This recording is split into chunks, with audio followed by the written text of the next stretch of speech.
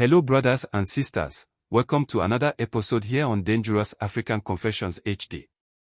In this episode, we bring to you a confession from one of our dear sisters, who is really at her lowest point in her life. Her actions and the fact that she decided to trust a man who happens to be a pastor has brought her to a point where she feels that she has betrayed herself. She says that, confessing this thing not for sympathy but as a warning to others, beware of false prophets who promise salvation but lead you into darkness. My encounter with this pastor has forever altered my life, binding me to a fate I cannot escape caution. What happened, and why does she feel this way? To answer these questions, let us go and listen to what our dear sister has for us. But then, don't forget to subscribe if this is your first time, like and share this video so others can listen to it as well. Please, I would prefer if you can do away with the names and then tell my people the story as it is. I will appreciate it very much if you can do that for me. You see, whilst growing up and completing school, I never thought I would find myself in such a dark place. My story begins in Accra, where I was raised in a loving family, grounded in Christian values. My parents are purely people of the Christian faith. And you dare not try to go contrary to what their principles are. Because if you do, you will then face sanctions from either of them, which I tell you, my brother, you wouldn't want to face any of the kind of sanctions they will give you. Because especially my father was someone who really was strict to the point where my siblings never wanted to mess around when it comes to him. That was our upbringing. It was school then house. When it gets to the day for services, you will have to be in the church before 8 in the morning. They shouldn't be in the church before you. However, life took a turn when I met this pastor, a charismatic man dressed in flowing white garments who claimed to be a servant of God. His aura was magnetic, and his sermons drew crowds from all over. It all started when I attended one of his revival meetings. It was one day when I was returning from classes that I was met with these people who were sharing flyers of one of their upcoming programs. They approached me and gave me an invite to be a part of their upcoming program, which they said so much positive things about their pastor and what goes on in their services. It was something that one needed to be there to witness for themselves because of what they said about their pastor and how he organizes his services. I told myself that I should be in that atmosphere and experience this for myself. The day came and I did get myself into the church to go and be a part of such service. I called one of the ladies. I took her number, who promised to get me a seat where I can experience the pastor. Because according to them, during their services of such nature, the place is always filled up. I got to the church and just as they told me, the church was filled up, and as usual we experienced music from different people. The atmosphere was charged with energy as people fell into trances, speaking in tongues and praising the Lord. I was captivated by the atmosphere in this church. I told myself I should be coming to this church regularly. There was no way I was going to miss such experience again. You see, brother, the pastor came to deliver the message that was meant for the people of the Lord. I was actually captivated by his preaching style, but there was something unsettling about the way he commanded the crowd. He spoke of miracles and divine interventions, promising that anyone who followed him would find prosperity and peace. Even though I felt something unusual about some of the things that he did, I still did found reason to be in his church because of the music ministry. I can tell you that is one of the ways these churches and the pastors uses to lure the youth. They know how to brand their music ministry to attract the youth. And I must tell you, at first it was the atmosphere that got me interested in the church. Brother, as weeks went by, I found myself attending more of his meetings. The atmosphere is always filled with energy as the choir leads the congregation in heartfelt worship, encouraging everyone to participate and express their devotion. Following the worship, the pastor often takes a moment to welcome newcomers and acknowledge special guests, creating a sense of community within the church. He then transitions into a time of prayer, inviting members to bring their concerns before God. This segment is characterized by heartfelt intercessions, where he prays for the sick, the needy, and various community issues, fostering a spirit of unity and compassion among the congregation. It was within this call that the pastor noticed me in the crowd and began to single me out during prayers, claiming that I had a special calling. Flattered by his attention, I became more involved in his ministry. Little did I know that this would lead me down a dark path. So he asked me to wait for him when he closed the service for him to have a deep knowledge with me. So, I waited for him in the company of the lady that I exchanged my contact with. He called me into a meeting and had a conversation with me about my family. He told me that, for my father should have been a very top pastor in the country, but because of some dark forces that operates from his family background was the one that fought against him. And it did prevent my mother too, who agreed to marry my father. This he revealed to me that, the dark powers will also fight me hard unless I get myself delivered by a very powerful pastor. Because according to him, the dark forces in the family is so powerful and not any ordinary pastor can fight it. So, when I went back home, I called my father and told him about what the pastor had said. That was the first time he even revealed to me that he had even finished the pastoral school, but for some reason, he couldn't pursue the pastoral vision that he had. During this time, it was the first time I saw my father very emotional. That was when I felt what the pastor had told me was very serious and something serious to deal with. As for the family secret, he revealed to me, it was a pivotal moment that deepened my trust in the pastor.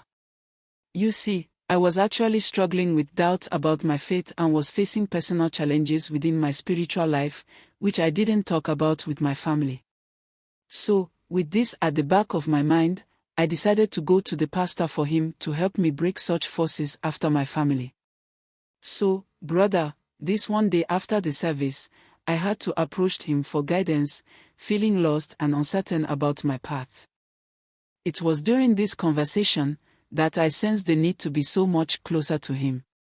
Reason is that he sensed my distress and decided to share a personal story from his own life.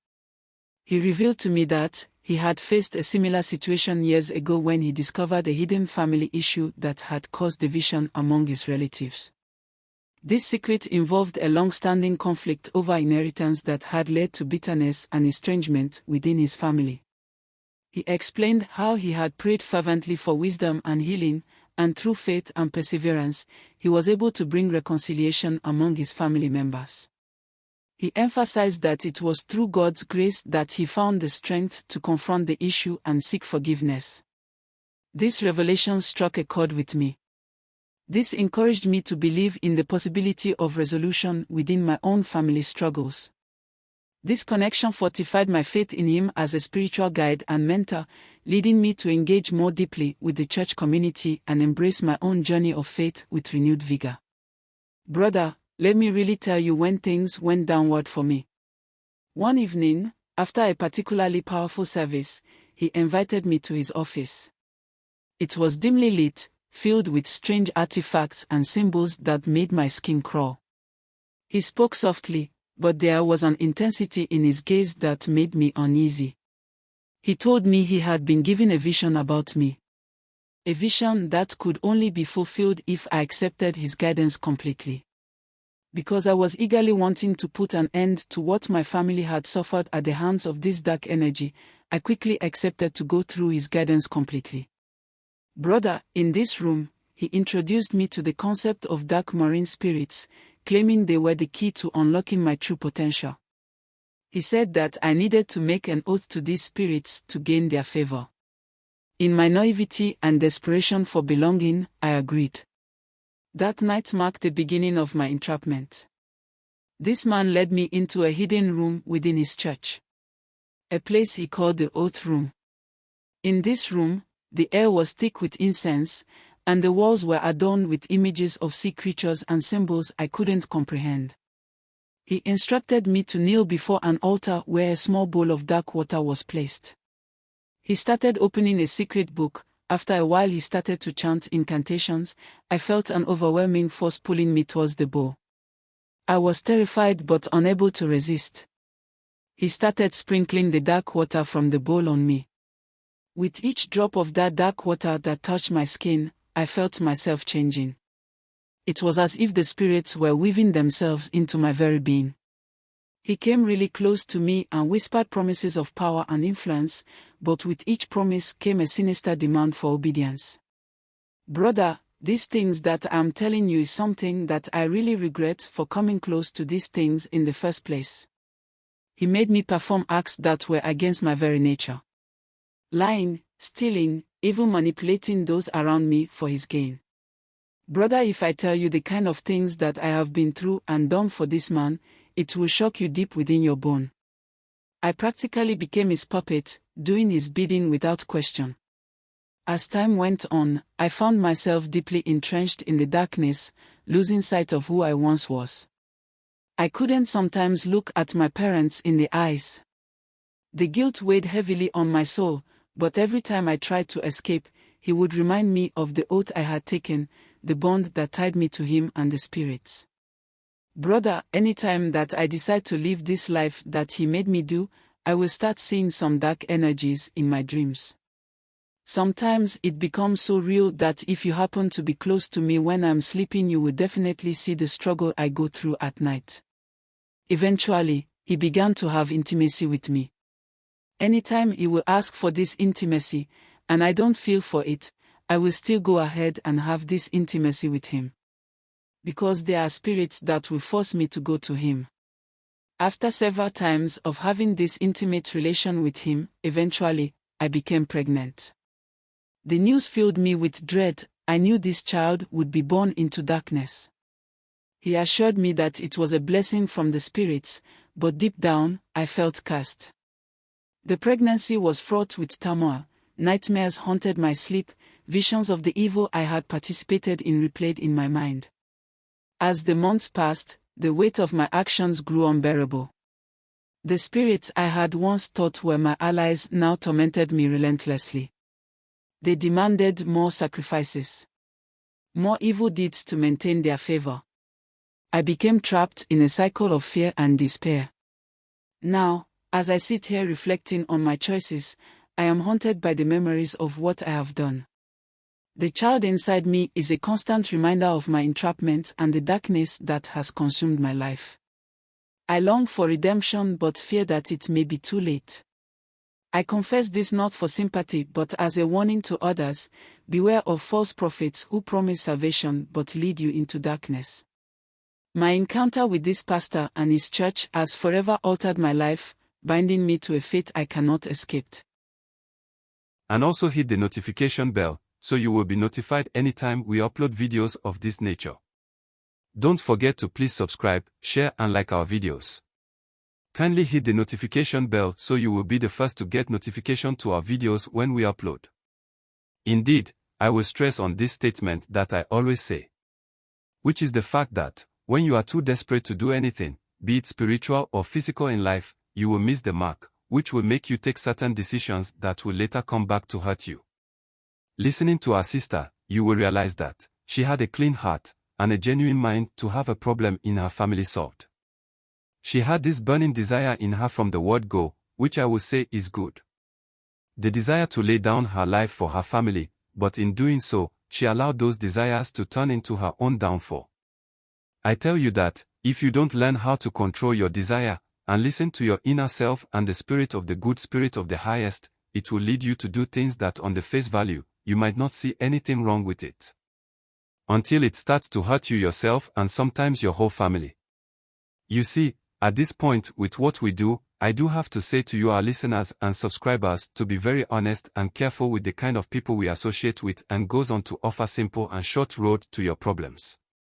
Please be very careful when dealing with such a person. Please let us wake up and know that the devil is right beside us, and is the very pastors that we go to for prayers and help. He or she can definitely be an agent of the devil himself. Now, we can tell how the very devoted lady fell because of these pastors. This is not to say that all pastors are a part of these dark camps. But to be vigilant and stand firm is all that we want us to do. This is why we decided to go all out and do this with you, our lovely viewers and subscribers. Let us understand that the devil can use anything and anyone to get to us. It doesn't matter if he or she is a pastor, doctor, teacher, or any other person. He can even use your own family members to make you miss your mark. Please let us hear your thoughts in the comment section. Yes, just as we are here to share with ourselves what is going on out there, we do bring these conversations with you, our family members, to help our innocent brothers and sisters to realize what is happening out there, that they do not have any idea about, so that they can make their own decisions going forward in their day-to-day activities. I just hope that we honestly take the important lessons from these stories to better our lives and decisions. Stay blessed and be safe. Thanks for being a part of this growing family. Kindly share your thought with us in the comment section below. And if you are new here, please subscribe, like and share.